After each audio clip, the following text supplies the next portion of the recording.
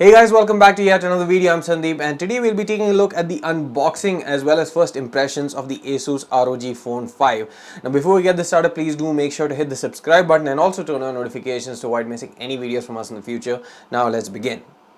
So the box itself is slightly different from the previous generation ones. It's a bit more subtle while at the same time highlighting one of the main changes that you get this year, which is this particular logo here, and I'll explain why in just a moment. And it's also called the ROG Phone 5, which as you probably know last year was called the ROG Phone 3 and now it's 5. So why did they do that exactly? And the main reason is probably to do with the fact that the number 4 is considered unlucky in many parts of Asia, especially in China, and they didn't really want to sort of have that bad omen or ill omen, if you will. So they actually thought it'll be better to directly go from 3 to 5. And the other reason could be that this actually represents a bigger generational upgrade. Now of course we have had smartphones in the past with Redmi Note 4, Galaxy Note 4 or the iPhone 4, and they all use the number 4, but like Samsung did with the Galaxy Note 7 from the Note 5, this also could be just skipping one number and going, but we do know what happened to Note 7 at the end anyway. So this basically flips open like this, so you have the ROG Phone 5 here and nothing else is really there on the outside except for the Republic of Gamers sort of branding, but other than that no other information is very cryptic. But once you open it, you will see a sort of comic strip here, and it's written Akira and stuff like that. So basically this is for an AR game that will start playing once you actually boot up the phone for the first time, and I'll show you that as well in a second. So you get a SIM ejector pin inside, you get some ROG stickers, some documentation, as well as the Aero case. Finally you have the phone, which is a bit bigger than last time, and I'll explain why, and the features and specifications as well. So here is the way which you can scan it. You get a USB Type-C charger. This is a 65-watt charger that comes in the box. You get a USB Type-C to Type-C cable, of course, to match the charger, and finally you get an extra sort of rubber cover for the extra USB Type-C port, considering that this smartphone has two Type-C ports like the ROG phones of past. Now let us just boot it up and I'll show you the AR game experience as well as the rest of the first impressions on the smartphone. So this is basically the AR game that I'm going to show you right now.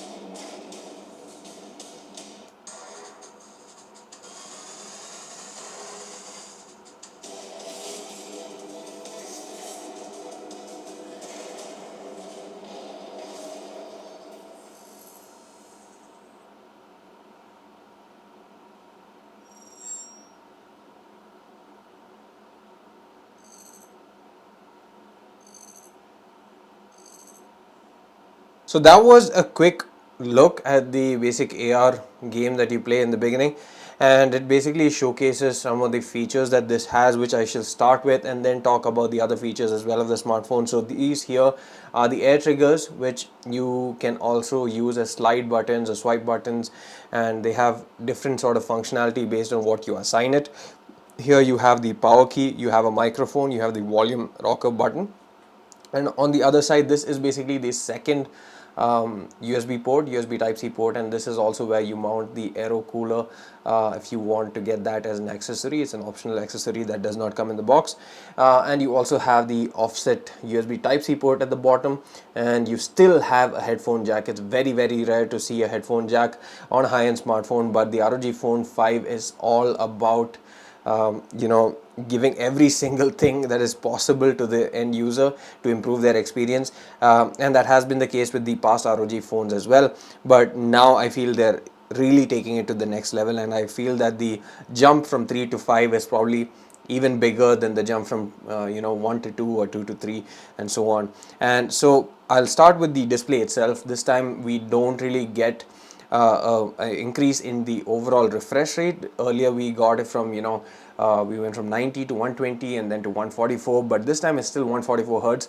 But what they've improved here is basically the overall quality of the display, and I can see that right from the get-go. I can see that this is much more rich. It's much more better in terms of the contrast and overall brightness. They say the peak brightness is up to 1200 nits when viewing HDR content, for example, or playing games that can actually crank it up all the way.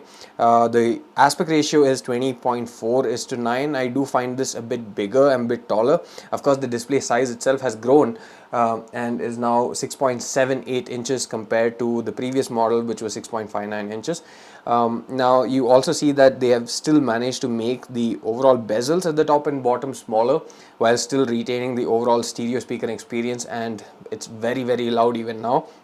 And while I was just playing that, I could get a sort of glimpse at just how loud this gets. And this also has great haptic feedback. I just felt that as well. It was really well done.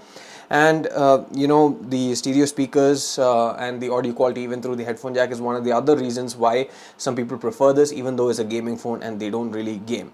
So the front facing camera is basically a 24 megapixel camera. This is an f2.45 camera, and it's housed here. Even that camera seems to have gotten smaller compared to the overall size of the device, which has gotten larger.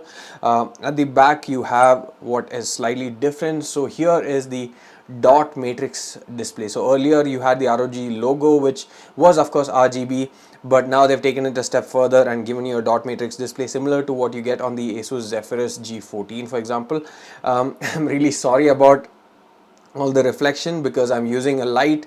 I was planning to shoot this during the day, but this came so late and I didn't really have time to set up the light, and this is actually there with me just for a few hours, believe it or not.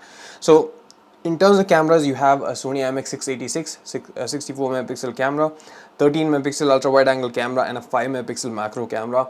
Now I did a video on the ROG Phone 3 at the time, and I showed you just how good a camera phone that is.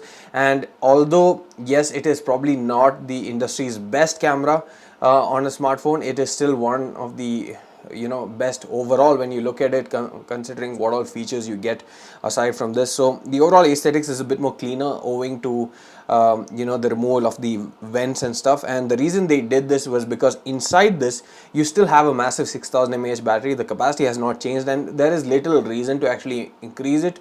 As long as they don't decrease it, I'm still fine. If you actually increase it, the issue is it becomes a bit too heavy, and it also takes longer to charge. But more importantly, as long as they are still giving you great battery life, which this has, this is one of the best devices in terms of overall battery life, regardless of whether you're using high refresh rate or not. And that way the ROG Phone 5 still continues that legacy set by its predecessors. But what's different here is the fact that it's been split into two different cells of 3000 and 3000 mAh each, and they've actually placed the CPU in the center over here. So that is how they're actually going to be cooling the entire device, especially if you attach the aero cooler here. So it'll actually go over the CPU directly and cool the CPU directly, instead of actually having vents that suck in cold air and blow out hot air, for example. So now this active matrix thing, let me try to enable it. As far as I know, as long as you enable the X mode, it should work. And there, yeah. So this is the display that's lighting up. Let me try and switch off the light for a second so you guys have a better look at this. So there you see it's actually glowing, and let me try seeing if I can play with the light color. So you'll have to launch the X mode. As far as I know, there are 8 different lighting things you can play around with. Yeah, so you can see the color is changing. So this is changing here based on what I choose. So if I go for a yellow one, there's yellow, and you can choose the rate at which it flashes. You can prevent it from doing that. You can have different lights, a rainbow effect. That's interesting. So it'll keep cycling through the different colors. So this is the basically different modes. So you have 8 different modes you can choose. You can have a static one, breathings, color cycle, comet. So this allows more intricate sort of customizations to the logo at the back. Of course, unlike the G14, you're not able to put your own logo, but compared to a full RGB strip, this actually looks a bit cooler, and I think also functions pretty well. And that was basically the logo and lighting sort of situation there.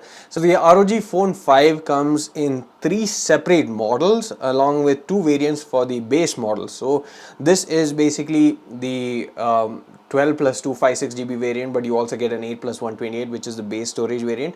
Alongside that, you also get a higher end variant called the ROG Phone 5 Pro, which basically gives you 16 GB of RAM and 512 GB of storage, and all are UFS 3.1 by the way. But there's also an ROG Phone 5 Ultimate, which gives you 18 GB of RAM along with 512 GB of storage, and there's no other smartphone out there that gives you 18 GB of RAM. This is the very first thing, and this comes with Android 11 out of the box. So if you actually go here, yes, and there you can see it comes with Android 11 out of the box, and overall the UI is also pretty slick. Of course, this has the gamer sort of aesthetic and icons, but when you're setting up the device, if you choose to not have that, then you can always go back and choose the regular sort of close to stock Android sort of look without such fancy icons, for example. But in terms of overall bloatware and stuff, there's hardly anything there.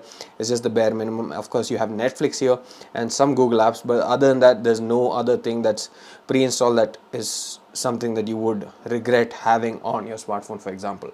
So in terms of the different colors, also this time for the first time you actually have different colors. This is the black variant. You also have the white variant.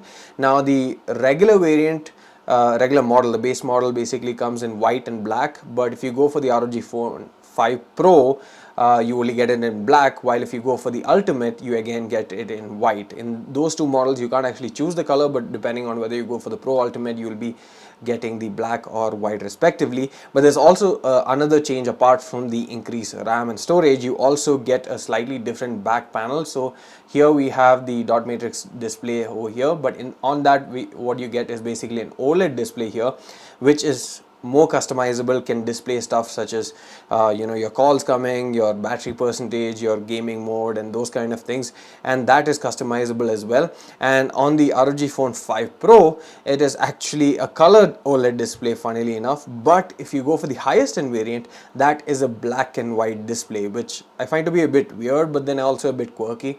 And the Ultimate is probably like a collector's edition or something that die-hard fans would go for.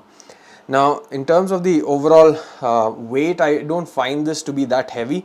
I expected it to be even heavier, considering the amount of battery capacity that's inside this and the bigger screen and stuff. And coming back to the battery, I forgot to complete it because I was distracted by the CPU and stuff and the lighting. But the battery right now is two 3000 mAh cells, and it supports a maximum charging speed of 65 watts. So that brings it up to speed compared to some of the other products on the market, such as Oppo's, OnePlus and Realme. And this is not something that's proprietary, so anything that supports power delivery, Qualcomm Quick Charge 4.0 Plus, for example, they can, and supports 65 watts, you can still charge this at full potential, and that's a great thing. Normally what you would have is a proprietary charger such as VOOC charging or something like that, which basically make sure that you need that same charger and same cable in order to get the full fast charging output, but in this case you don't really need that. Now there's a lot more to talk about this, but unfortunately I don't have much time. But apart from that, the other thing is also that it really needs to be tested in detail to explain just how good it is, and the whole list of things that they've put into this is crazy.